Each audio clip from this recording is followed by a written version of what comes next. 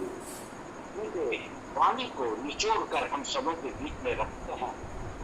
भारत से निवेदन है, अल्लाह हमें आज वाणी संख्या 153 पर शिक्षा में वैशिष्ट के बारे में हम सबों को बताने का प्रयास करें। सर्वे मंगल का जय हो। परम दयाल मेरा जीवन देवता श्री ठाकुर, जगत जननी जगत लक्ष्मी श्री बड़मा, परम पूज्य पाद श्री बरदार, परम पूज्य पाद श्री आचार्य जी दादा, परम पूजनीय अविंदा एवं ठाकुर परिवार के सभी के चरणों में मेरा कोटि कोटि प्रणाम। आज इस ऑनलाइन सत्संग में उपस्थित ठाकुर जी के पुत्र पांचधारीगण, इष्ट प्राण दादा माताएं, सबको यथावत स्थान पर मेरा आनंदित जय गुरु प्रणाम और ढेर सारा प्यार। बहुत सुंदर परिवेशन, प्रार्थना प्रत्येक दिन की भांति प्रार्थना, ठाकुर जी का पवित्र ग्रंथ का पाठ, तत्पश्चात भजन कीर्तन के माध्यम से मुखरित होता है और अंत में हम लोगों ने जिस विधि आत्मा के लिए परम दयाल के पास प्रार्थना किए, प्रार्थना निवेदन किए, मैं भी उन्हीं के लिए, उस विधि आत्मा के लिए परम दयाल के चरणों में यही प्रार्थना करता हूँ कि वो फिर परम पिता के इस कार्य में पुनः आकर के सुंदर रूप से सब के साथ निभाते हुए पुनः एक बार हम सब की जो कमियां हैं उसको पूरा करें। और इस पूरा करने का जो अवसर है वो परम पिता ही प्रदान करते हैं और उन्हीं से हमारा ये प्रार्थना निवेदन है। ये पल आना और जाना, यही संसार का नियम है। रविन्द्रनाथ ठाकुर जी का एक कविता मुझे याद आ रही है।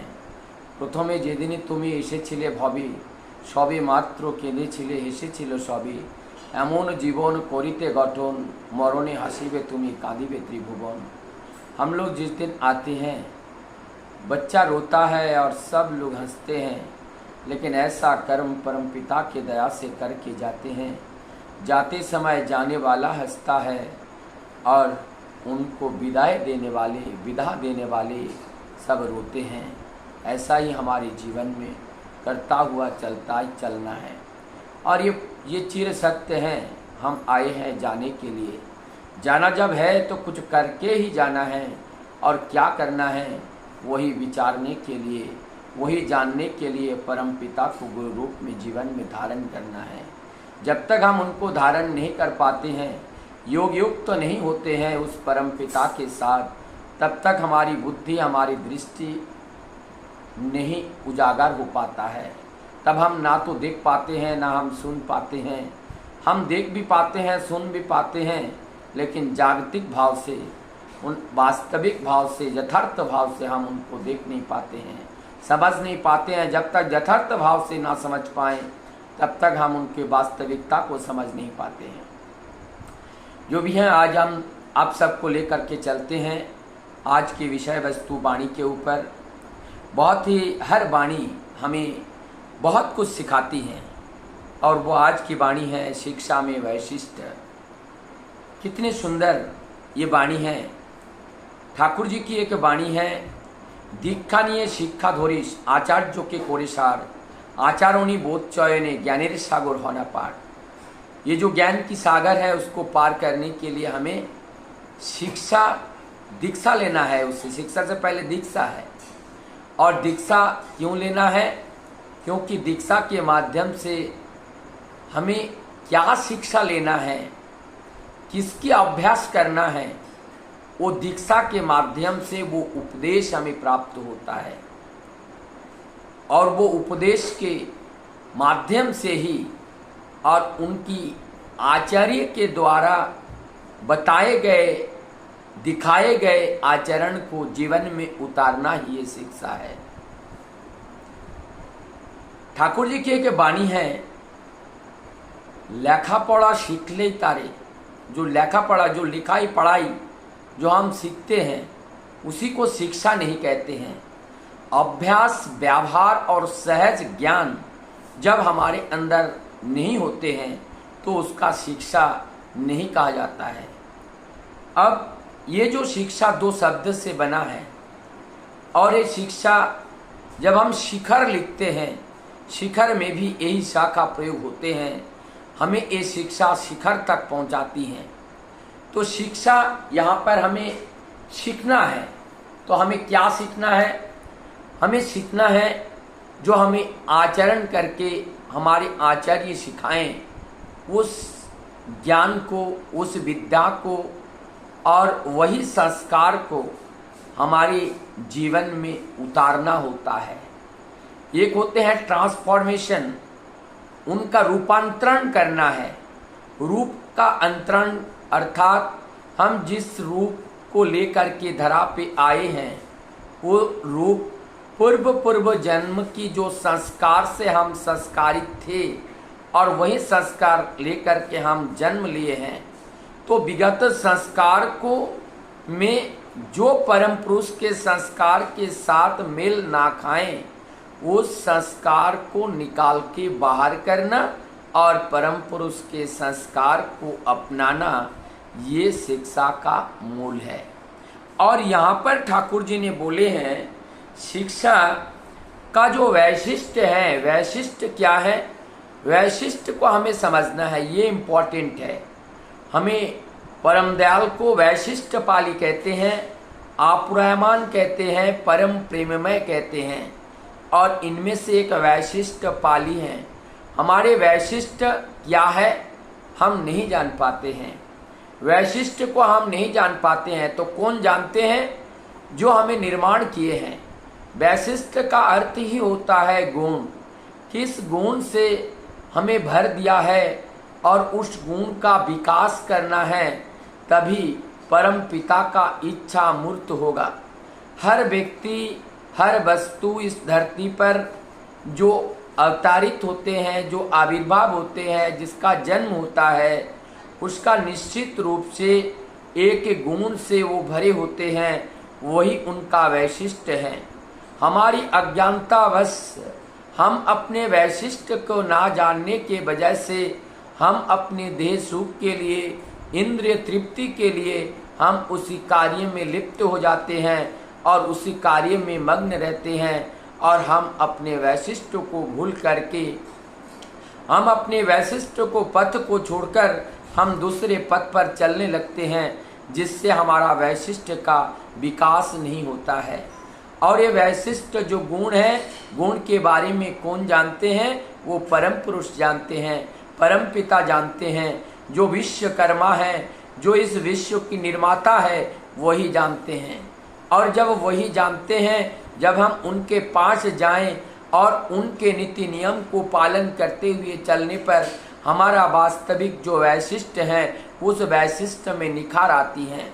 और जब वैशिष्ट में निखार आती हैं, तब हम वास्तविक हमारा विकास होता है, और इसी विकास के बारे में ही इस वाणी में कहा गया है। आगे कहते हैं कि हमारा जो वैशिष्ट है उसको क्या करना है? संवर्धित करना है, उन्नत करना है, परिपुष्ट करना है। जब तक हमारे उस वैशिष्ट को संवर्धित ना कर पाए, उसको उन्नत ना कर पाए, संवर्धित, उनको समान रूप से वर्धन करना है। और ये समान रूप से वर्धन का मतलब है अंदर और बाहर से समान रूप से उसको वर्धन करना है, और वर्धन करके उनको परिपुष्ट करना है। हमारी जो क्वालिटी है, जो गुण है, जिस गुण दे करके हमें भेजे हैं, उस शिक्षा को, जैसे मान लीजिए कि हमारे अंदर जो वैशिष्ट दे के भेजे हैं कि हमें आगे चल करके डॉक्टर बन करके लोगों का सेवा देना है, किसी को इंजीनियर बन करके लोगों का सेवा देना है, किसी को समाज में विद्या बुद्धि को लेकर के पुरोहित का काम करना है, किसी को इस समाज को लीड करने के लिए एक राजनेता के रूप में उनको कार्य करना है, किसी को शिक्षकता करना है। तो ये जो वैशिष्ट हमारे अंदर छिपा हुआ है, इस वैशिष्टों को वर्धित करने के लिए हमें परम पुरुष के साथ युक्त होना पड़ेगा, और युक्त के लिए यहाँ पर भी दीक्षा की जरूरत है। और इनकी दीक्षा के माध्यम से जो उपदेश हमें मिलते हैं, उस उपदेश को जीवन से जब हम पालन करते हैं सत्य स्वेच्छ भाव से, हमारे अंदर जो छिपा हुआ वैशिष्ट है, वो छिपा हुआ वैशिष्ट का विकास होता है, उस छिपा हुआ वैशिष्ट उन्नत होता है। और ये जब उन्नत होते हैं तभी ये हमारी जो शिक्षा है वो शिक्षा परिपूर्ण होते हैं। और ऐसी शिक्षा की आशा परम दयाल करते हैं। तो इनको वैशिष्ट और कहीं नहीं हो सकता है, वैशिष्ट का विकास और कहीं नहीं हो सकता है, नहीं और कहीं इस वैशिष्ट का विकास नहीं होते हैं। हम लोग जो घर बनाते हैं, उस घर में जो स्विच जहाँ पे बनाया जाता है, हम जानते हैं कौन सा बल्ब, कौन सा पंखा और कहाँ से किस स्विच से चलेगा, वो हमें पता है, क्योंकि इस घर का निर्माण हम ही ने किया है, हमारी डायरेक्शन में हुआ है। ठीक उसी प्रकार से हमारे जीवन के जो मालिक हैं, वो मालिक परम पुरुष हैं, वो विधाता है, वो परम पिता ही जानते हैं कि हमारे इस जीवन को किस कार्य के लिए उन्होंने बनाया है। और उस कार्य का जो वैशिष्ट जो गुणावली है, उस गुण को हमें विकसित करना पड़ेगा, तब जाकर के हम पूर्णतया परम पिता के सेवा के उपयोग में हम आएंगे। जैसे नीम का पत्ता है, नीम का पत्ते का उनका वैशिष्ट है कड़वापन। यदि वो कड़वापन ना रहे, वैशिष्टहीन हो जाए, तो उसका कोई मूल्य नहीं रहता है। परमदयाल श्री ठाकुर जी नारी नीति में कहते हैं, नारियों की 8 वैशिष्ट के बारे में बताते हुए कि ये जो 8 वैशिष्ट है, इसमें से एक भी वैशिष्ट अगर नहीं रहता है तो उनका कोई मतलब ही नहीं रहता है, वो अर्थहीन हो जाते हैं। कोई वस्तु है, वस्तु में गुण नहीं है तो वस्तु का कोई महत्व नहीं है। ठीक उसी प्रकार से हमारा गुण ही हमारा वैशिष्ट है, और यदि वो गुण रहित जीवन हो तो हमारी इस जीवन का कोई महत्व नहीं होता है। और वो गुण क्या है? वो मानवीय गुण है, वो ठाकुरत्व है, वो ठाकुर का तत्व है। तत्व क्या है? यथार्थ ज्ञान। वो यथार्थ ज्ञान ही, यथार्थ बुद्धि ही, यथार्थ विचार ही हमारा वो तत्व है। और वो ठाकुरत्व, वो ठाकुर का तत्व ही वही है जिसमें दया है, प्रेम है, करुणा है, ममता है, सेवा है, समा है, संप्रीति है, सद्भावना है, ये सब भरा हुआ रहते हैं। ऐसी ज्ञान को जागरण करने के लिए हमें जो ऊंचे हैं, जो श्रेष्ठ हैं, जो वरिष्ठ हैं, जो गरिष्ठ हैं, जो बड़े हैं, जो उन्नत हैं, उनके वहां जा करके अपने सिर को नुवाना पड़ेगा। जब हम सिर को नुवाने का अर्थ है हमें अपने को समर्पण करना पड़ेगा। जब हम परम पुरुष के चरण में जाकर के अपने को समर्पण नहीं करते हैं, अर्पण नहीं करते हैं, तो ठीक हम परम पिता की उस बात को समझ नहीं पाते हैं, हम पात्रस्थ नहीं हो पाते हैं। तो हमें पात्र होने के लिए, हमारे पूर्व संस्कार को खाली करने के लिए हमारे अंदर दीनता, विनय, शालीनता, ये सब हमें जरूरत है। और ये सब तब आते हैं जब दीक्षा लेकर के हम जब चलते हैं, तो हमारे अंदर जब वो शिक्षा के माध्यम से हमारे अंदर की वो वैशिष्ट का जो संवर्धन होते हैं, उन्नत होते हैं, परिपुष्ट होते हैं, तब ये शिक्षा पूर्ण होते हैं। आगे कहते हैं कि जीवन की हित, तब वो शिक्षा हमारी जीवन को हित पहुंचा सकते हैं। नहीं तो शिक्षा तो बहुत सराहनीय है। हमने चोरी करने का विद्या सीख लिया, लेकिन चोरी करने का विद्या हमारे अंदर वो ठाकुरत्व को जगा नहीं सकता है। हमने बेईमानी करने का विद्या सीख लिया, लेकिन बेईमानी करने का विद्या हमारे अंदर छिपा हुआ जो परमपिता के द्वारा दिया हुआ वैशिष्ट, उनका जागरण नहीं कर सकते हैं। इसलिए वो विद्या विद्या नहीं है, विद्या केवल वही है जो परम पुरुष की विद्या है, वही एकमात्र विद्या है। और विद्या उसी को कहते हैं कि जो ज्ञान हमें परम पुरुष की रास्ता, परम पुरुष के धाम तक पहुंचाए, वही एकमात्र विद्या है, नहीं तो और सब वो अविद्या है। और हमें इस विद्या को अर्जन करना है और इस विद्या को सीखना है। आगे कहते हैं कि अप्रतिहत भाव से, अप्रतिहत भाव का मतलब होते हैं बिना किसी बाधा विघ्न के साथ हमें क्या करना है, हमें ये प्रयोजनीय है, हमें इस ज्ञान को अर्जित करना हमें ये प्रयोजनीय है। शिक्षा की धारा कैसे होनी चाहिए? अभी कहते हैं इस वाणी के अंदर हमारी शिक्षा की धारा कैसे होनी चाहिए? शिक्षा की धारा जिसमें मनुष्य की वैशिष्ट वर्धनशील होकर, अब इससे पहले जो वाणी में बताया गया कैसे वर्धन होगा, कैसे उन्नत होगा। अब ये कहते हैं कि ये जब वर्धनशील होगा और ये जब उन्नत होगा तभी ये शिक्षा की धारा यही शिक्षा की धारा होनी चाहिए। और जब ऐसी शिक्षा की धारा हमारे अंदर जब होते हैं तो ये उन्नति प्रवण, तब हम उन्नति प्रवण हो सकते हैं। और उन्नति प्रवण होकर के एक शब्द आया अव्याहत।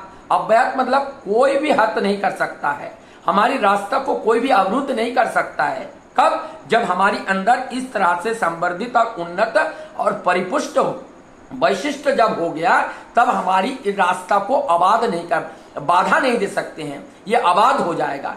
तो ये अव्याहत, हमें कोई रोक नहीं सकता है। तो इसका मतलब हम परम धाम तक की यात्रा हम अति सहजता के साथ, आसानी के साथ हम कर सकते हैं।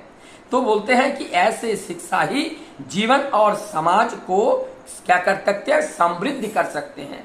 कौन सी शिक्षा?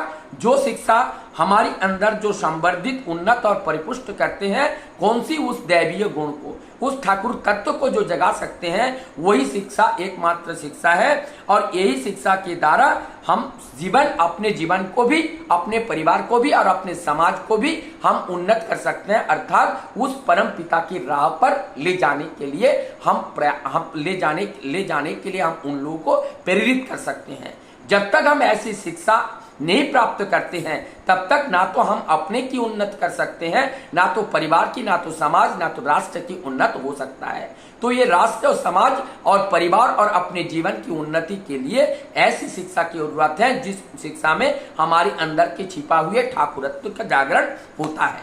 आगे लास्ट में बताते हैं अमृत का यात्री बना दे सकती है।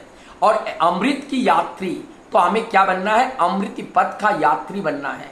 और इस अमृत पथ का यात्री बनने के लिए हमें कौन सी शिक्षा की जरूरत है, उस शिक्षा के बारे में आज इस विषय में बताए गए हैं।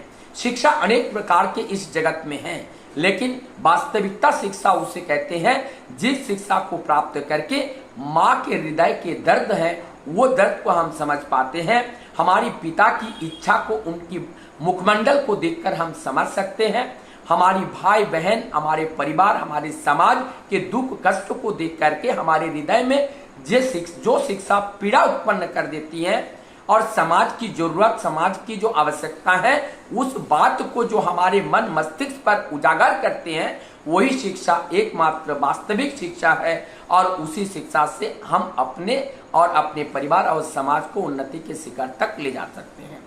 सबका मंगल प्रार्थना परम दयाल के रंगरातुल चरण में करता हुआ मैं अपनी बात को यही विराम देता हूँ।